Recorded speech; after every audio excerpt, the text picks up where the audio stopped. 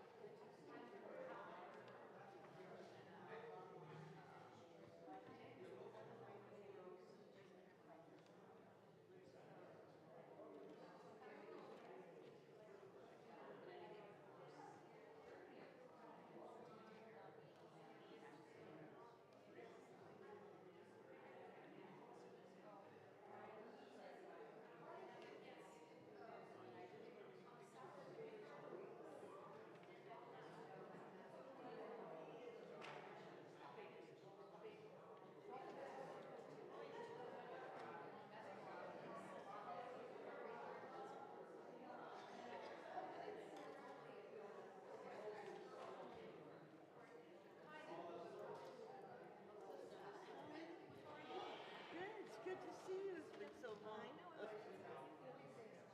you going to sing next Wednesday for Nancy? Oh, that's great. Thank you. Wasn't she lovely? Yeah. I got to sit next to her for about a couple of years when I first came. Right? And Just so gentle. You know, I forget what we were talking about.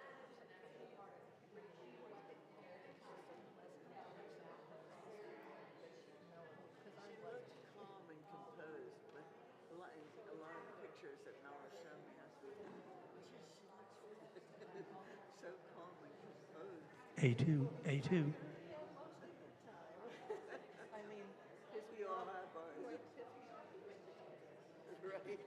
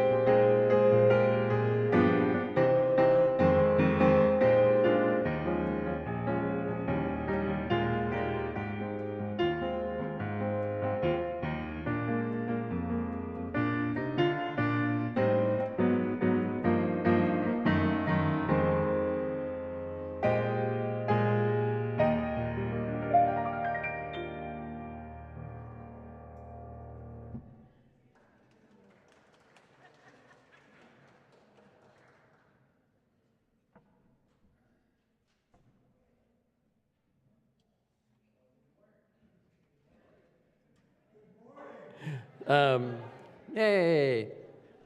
So, obviously, you remembered to turn your clocks ahead. Pat yourself on the back for remembering, or your digital remembered it. Anyway, welcome. Just like to welcome those who might be visiting us for the first time, or those who haven't been here for a while. We're so glad that you're here joining us this morning. And I'm the Reverend Dave Clements. I have the privilege of serving this congregation as their minister. I'd like to welcome those who might be joining us online. Let's give a shout out to them. And as we begin our service today, I'd just like to let us just pause. I know that this last week has been really challenging on what's happening in the world. And at times, as we pay attention to what's happening, it can be overwhelming. And so let us just take a moment just to pause and to think about who we are and where we are, and about the people that we're here with.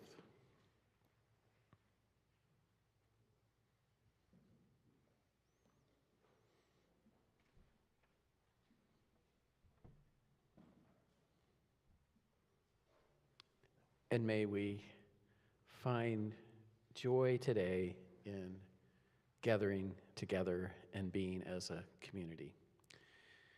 Just a few announcements. Our nominating committee is requesting suggestions for candidates to fill positions. We have 3 board positions. I know you're all dying to be on that, so volunteer. 1 youth rep and a program council for social justice.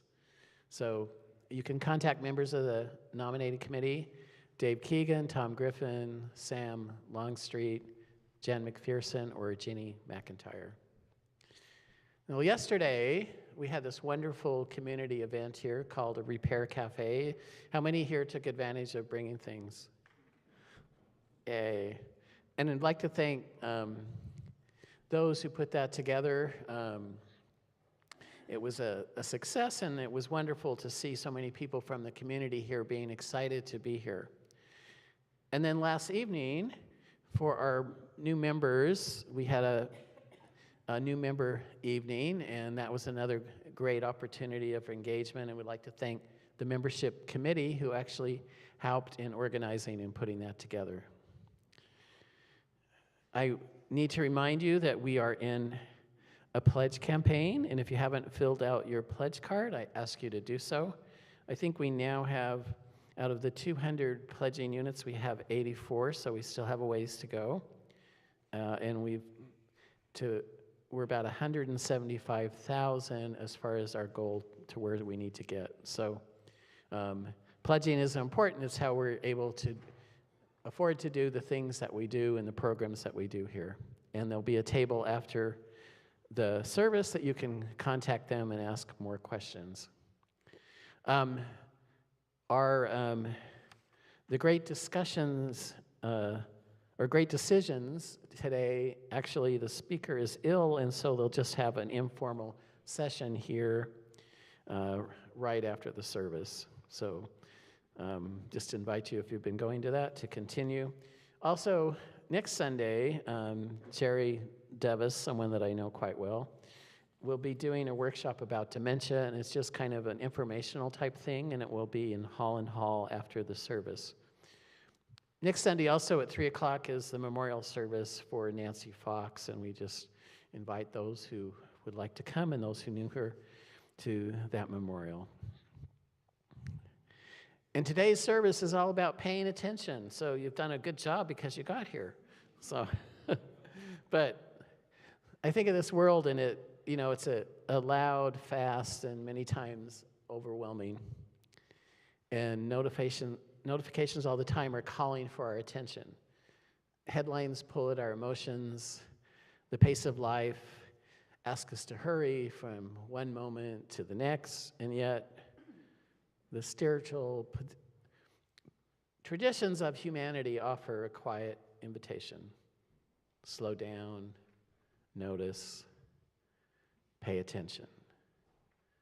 For it is in paying attention that we begin to see more clearly the beauty around us, the needs of neighbors, and the quiet stirrings of the Spirit within our own.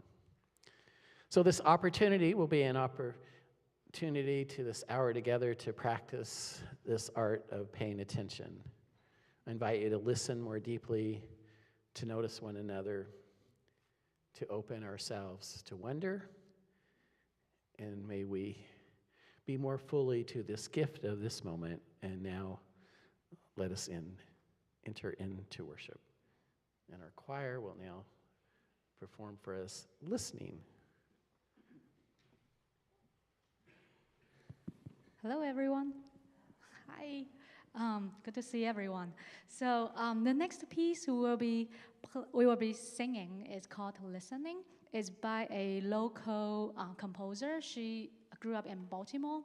Right now, she lives in Germany. Her name is Leah Morris.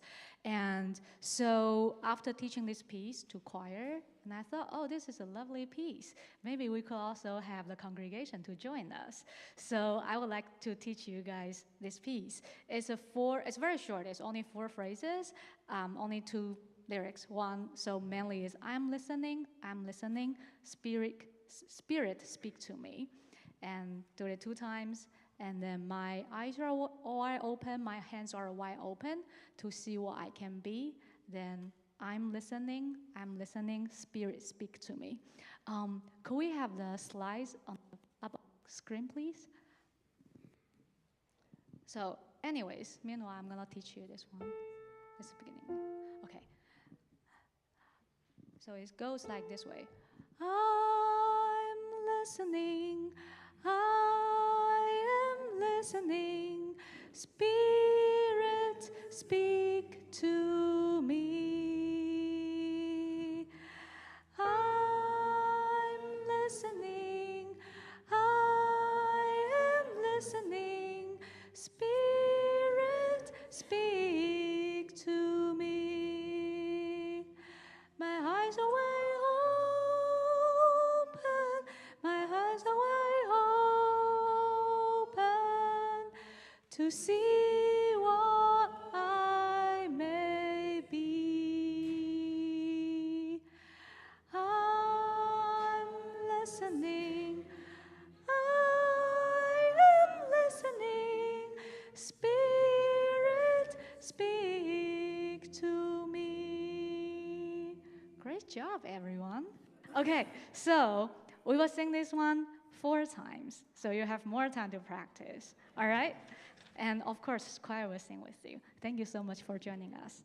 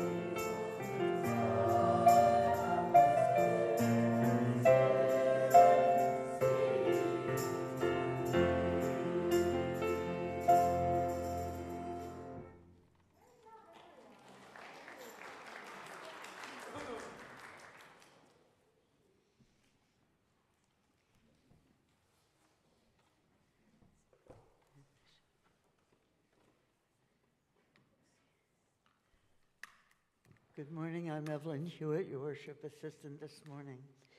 The chalice lighting this morning comes from Kathleen Mateague. You have any problems? Okay. We come together this morning to remind one another to rest for a moment on the forming edge of our lives, to resist the headlong tumble into the next moment until we claim for ourselves awareness and gratitude, taking the time to look into each other's faces and see their communion, the reflection of our own eyes.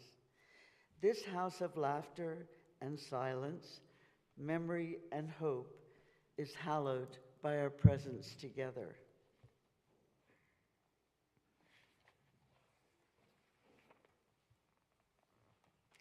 Please rise and bow to your spirit and join in the singing of our opening hymn, 1008 in the Teal Hymnal, When Our Heart is in a Holy Place.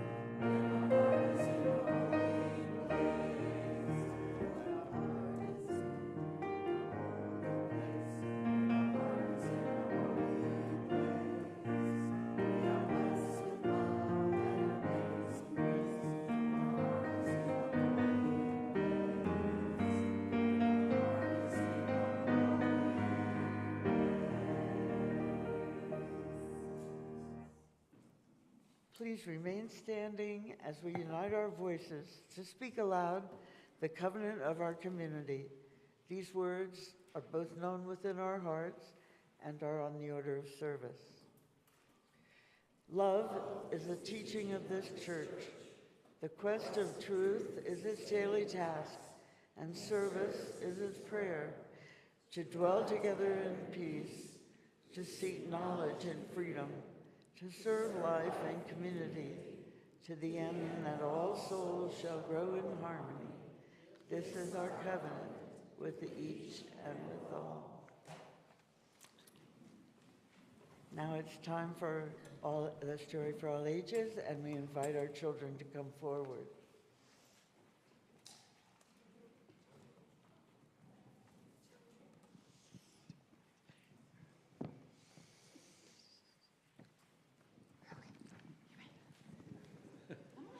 We went by.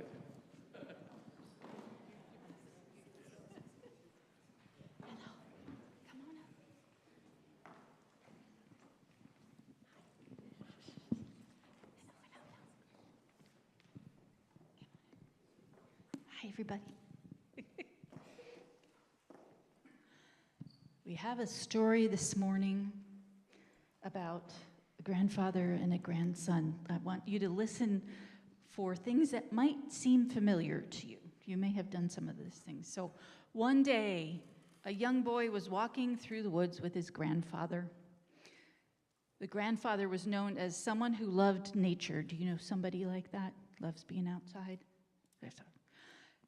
The grandfather noticed birds, trees, tiny insects, things most people walked right past. But the boy was bored. He kicked rocks as they walked. I used to do that too. Kicked a rock. Why do you walk so slowly? The boy asked. Because I don't want to miss anything, the grandfather replied. And they walked a little further when suddenly the grandfather stopped. He bent down and pointed to the ground. Look closely, he said. The boy looked and said, I don't see anything. Look again. So the boy knelt down, and there, almost hidden in the grass, was a tiny turtle, no bigger than his hand. The boy, I would have walked right by it. And the grandfather smiled. That is the secret. The world is full of treasures, but only find them if you pay attention. Friends, sometimes life is like that. We walk in the woods, we rush through our days, and we miss things. You might miss a friend who needs kindness or a beautiful sunset. There was kind of an interesting one last night. Someone sitting alone who might need company, especially in the lunchroom, maybe. But when we slow down and pay attention, the world reveals its treasures like tiny turtles. And the first daffodils poking their heads up right around the trees outside. Yes. And sometimes the greatest treasure we discover is one another. Just like you. All right. We got to remember that. Paying attention. You ready? Okay. Good. Now you can go back to your seats for a little bit. Okay.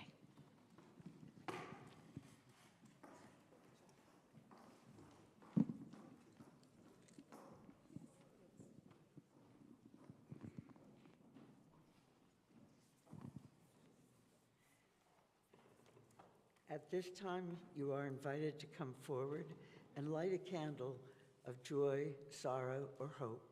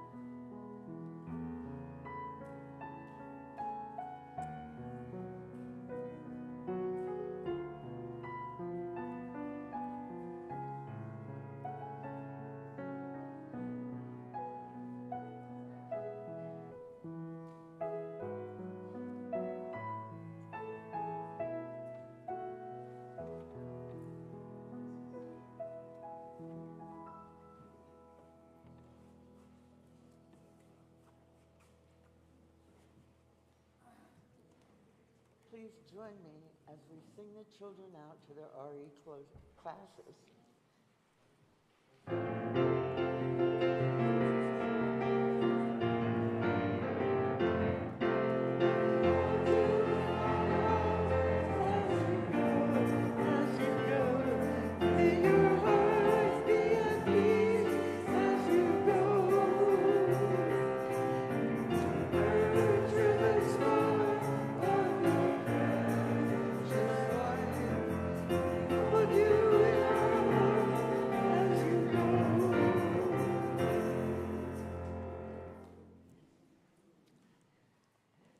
Now we've come to the time in our service for our offertory.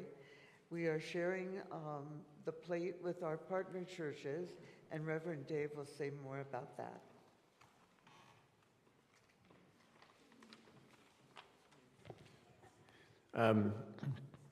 I have been in contact with our partner church minister from Romania, and he's looking very much forward to our visit there this summer, and we will be talking more about that. But those of you who would still like to come and be a part of that, we are doing a pilgrimage, which will actually be the end of July.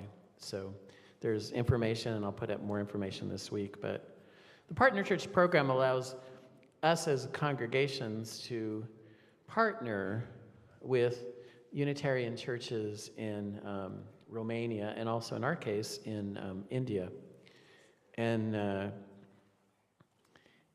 a partner is when you enter into something and you say, how can we help you?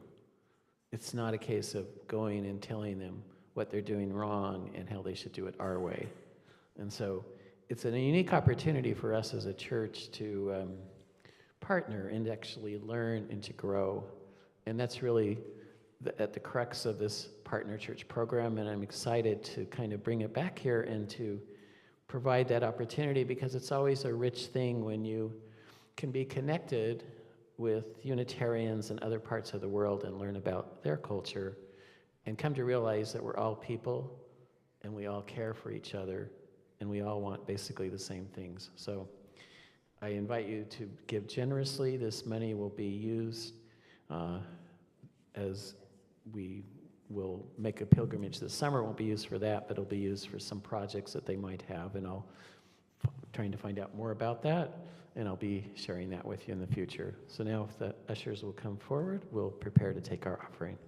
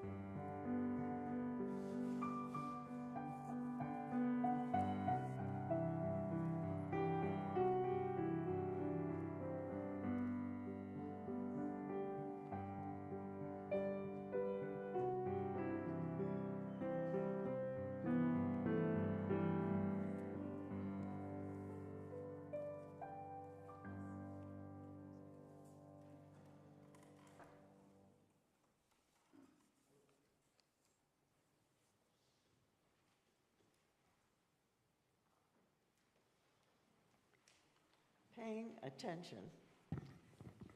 As a psychotherapist and clinical mentor, in many ways my life's work has been paying attention. But today I want to talk about paying attention in a more personal way. Let me begin by saying that I was extremely lucky to have had a most wonderful model of paying attention both to other people, to communities, and to cause and effect in my father, Carlos Hernandez. From a very young age, I observed that when he was talking to someone, that person had his full attention, and I could see the comfort and pleasure that this attention gave. I also learned at his side to carefully observe and to wonder about such things as poverty and justice. From him, I learned the power of paying attention and being paid attention to. Perhaps you're like me. It was always easier for me to pay attention than to ask for attention to be paid to me, so I almost never did. One day, I was dropping off papers to my friend Marjorie. Marjorie was a potter, an author, and the president of a large faith organization. She was a very busy woman. I was struggling with a significant personal issue, but wasn't ready to let anyone know. We exchanged pleasantries, and something about the way I answered her, "How are you?" led her to say, "It sounds like something painful is going on. Please come and sit down." So we talked for about a half hour, and I had tears in my eyes when I said goodbye and thanked her for noticing and listening. She replied, "I felt like we were on hallowed ground." I left comforted and energized to deal with my issue, and Marjorie felt paid attention to as well, a very mutually supportive exchange. I learned that day the importance of letting someone pay attention to me. In my church communities over the many years of involvement, I have found that often the hardest workers need to have supportive love and attention of their fellow congregants, but are much more comfortable in giving than receiving such care.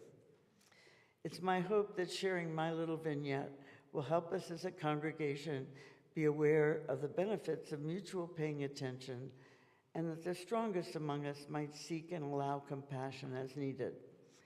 Because it's my belief that one of the greatest purposes of church community is to nurture and be nurtured so that we have the energy for the work that we're called to do in the wider world. So let's pay attention and recognize when we're on hallowed ground. Thank you.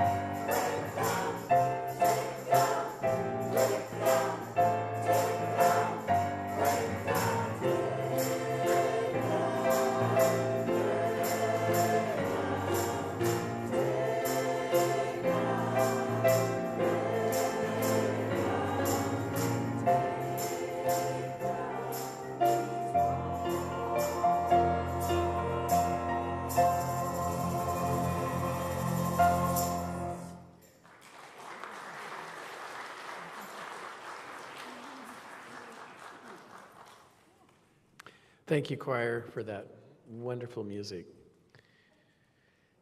A few weeks ago, I was walking through a parking lot when I heard a sound that kind of stopped me in my tracks. At first, I couldn't tell what it was. It was just a faint cry, thin, kind of fragile, almost lost beneath the noise of passing cars. And I noticed that most people kept walking, but something in me said, wait. I stopped and I listened again. The cry came from underneath a nearby car. A tiny kitten had wedged itself between the tire and the curb. It had likely been there for probably some hours. It was cold, it was terrified. It was invisible to nearly everyone who had passed by. Invisible until some of us actually paid attention. A few minutes later, several of us were on the ground together, coaxing the frightened creature out into the light. And as I walked away holding that trembling little life in my hands, a question kept echoing in my mind. How many things in the world are crying out for attention while we walk right past them? And how many quiet cries go unheard? The lonely neighbor, the child asking a question no one slows down to answer, the friend whose smile hides a breaking heart, the truth buried beneath noise and distraction. Our lives move fast. Our phones buzz, the news shouts, the world pulls us in 1,000 directions. But the spiritual life has always asked something different of us. Not speed, not distraction, but attention. The poet Mary Oliver once wrote, "To pay attention, this is our endless and proper work." So this morning, I want to explore a simple but radical spiritual practice. What does it mean to truly pay attention? To each other, to our lives, even to the quiet wisdom within us. And to the world that is constantly speaking if we are willing to listen. Because paying attention may be the most sacred thing that we ever do. Mary Oliver, in her writing, says, "Tell me, what is it you plan to do with your one wild and precious life?" But before she asks that question, she spends pages simply describing what she sees: a grasshopper, a field, a quiet summer day. She is doing something profoundly spiritual. She is paying attention. We live in an age where attention is constantly under attack. Phones vibrate, news continues to scroll, and endlessly conversations happen while we half listen and half checking something else. And the world grows louder and faster every day, and yet our spiritual traditions, from Buddhism to Hebrew prophets, tell us something different. Awakening begins with attention. The Buddha called it mindfulness. Hebrew prophets called it listening. Pay attention, because when we stop paying attention, something dangerous happens. We become numb. We stop noticing suffering. We stop noticing beauty.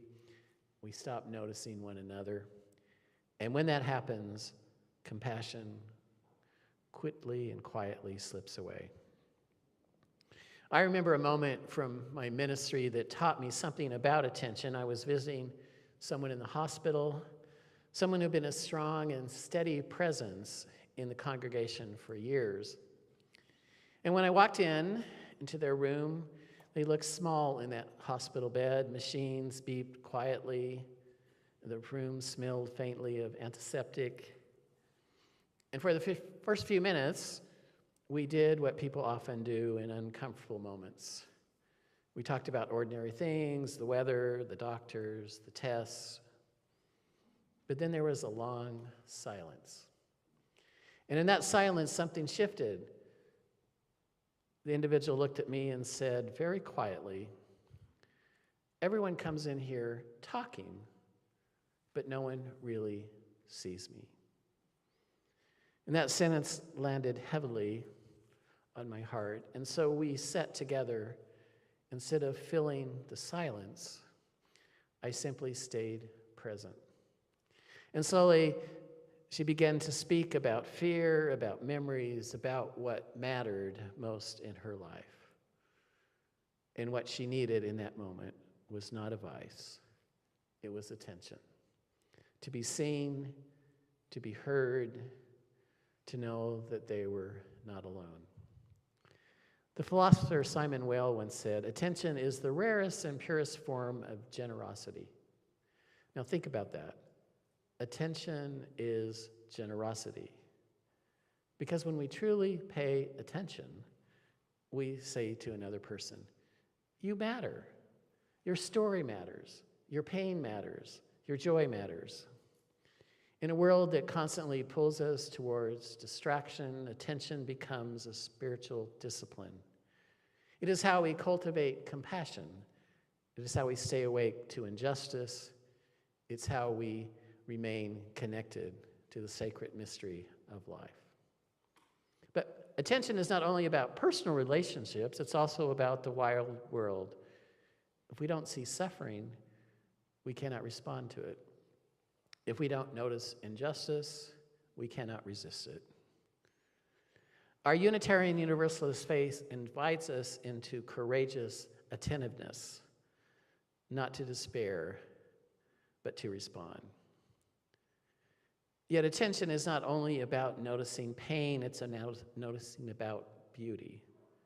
Sometimes we move through our days so quickly that we miss the quiet miracles all around us. A child laughing, sunlight through the trees, a moment of unexpected kindness. I recall an assignment that was given to me by one of my professors when I was attending ministry school.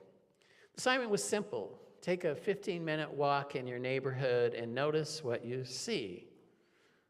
I thought, well, that's pretty easy. You know, I had driven through my neighborhood many, many times, and I thought, okay, I'll take a walk.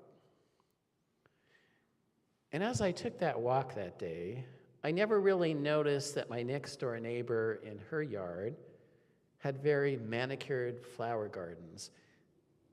I saw how she had chosen very carefully the colors and the types of flowers that were a part of her garden. I had seen her gardens, but not really at that moment. I experienced what it was to really see her excellent care and the work that she had taken. And further on that walk, I noticed a small grassy area that had a small waterfall. Passing by on the street in a car, one couldn't see it. But on that walk, I saw birds, a cardinal, a blue jay, a yellow finch. That walk changed my perspective of my neighbors and my neighborhood. And from that day, I look forward to stopping and taking a 15-minute walk through my neighborhood. The poet Mary Oliver once wrote, "Instructions for living a life. Pay attention. Be astonished. Tell about it. Pay attention. Be astonished. Tell about it." Because when we pay attention, we rediscover wonder, and wonder nourishes hope. So what that might mean for us as a congregation to practice paying attention, it might mean listening more deeply to one another, not simply waiting for another one to speak, but truly listening. It might mean noticing who's been missing from our area and reaching out. It might mean paying attention to the needs of our community and asking, what is ours to do? And it might also mean paying attention to the quiet voice within each of us, the one that says, what matters most in my life? Where am I being called? And how do I want to live this one wild and precious life? So, I'd like to invite us to try something together. Just for a moment, I'm asking you to pause. Now take a slow breath. Now look around this sanctuary. And notice something that you've never noticed before. Maybe it's the way that the light comes through our beautiful stained glass window. Maybe this expression on someone's face. Maybe the quiet stillness of the room. Now, turn to someone near you and simply say, I see you.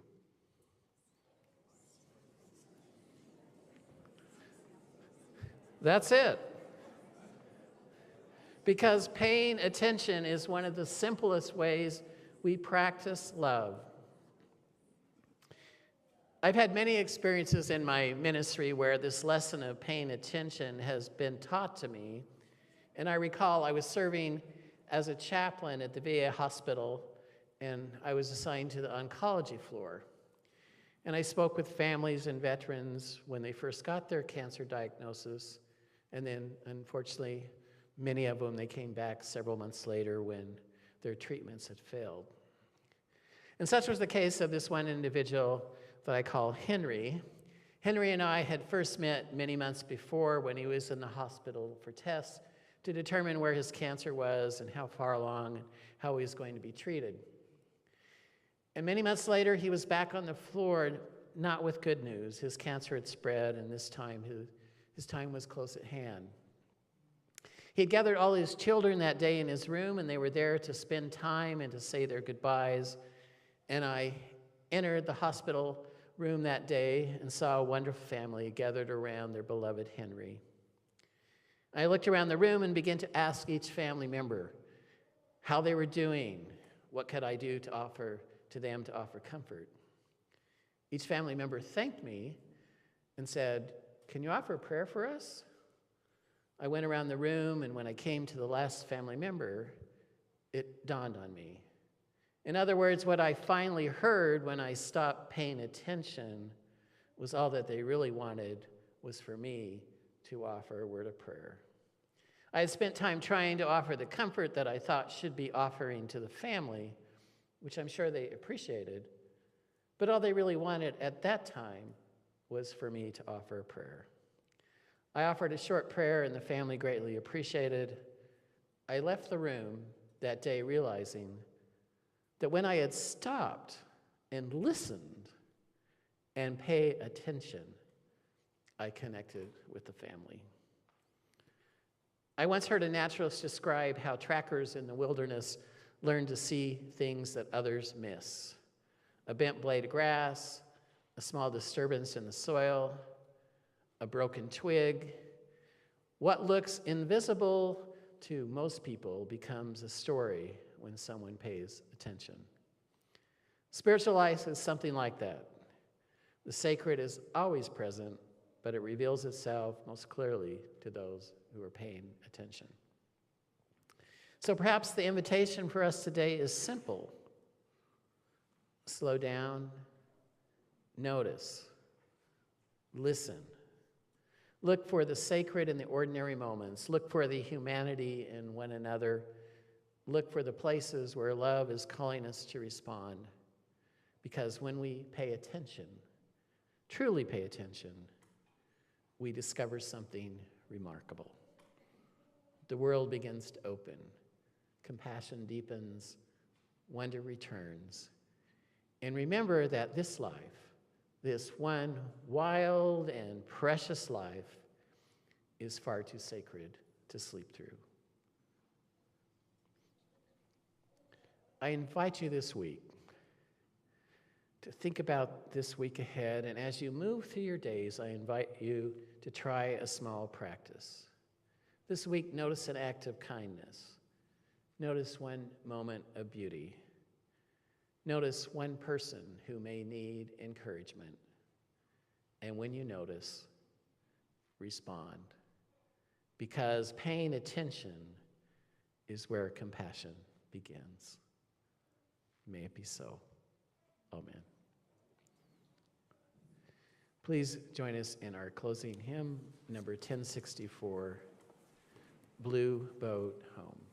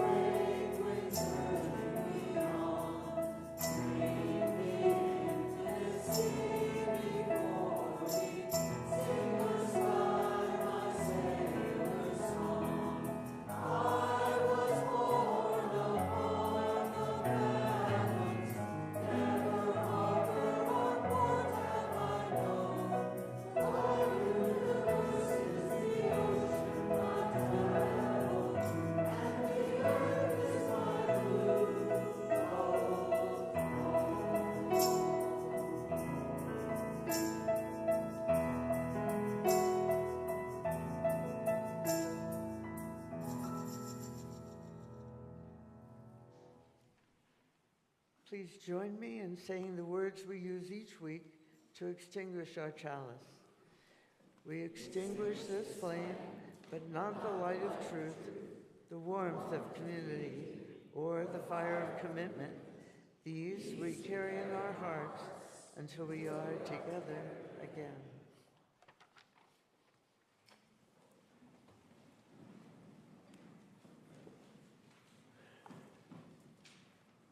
May you go from this place paying attention to the quiet wisdom within yourself, to the hopes and struggles of our neighbors, to the beauty and frugality of this world.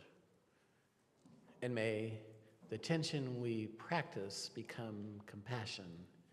May the compassion become action, and may that action create a more loving and just world.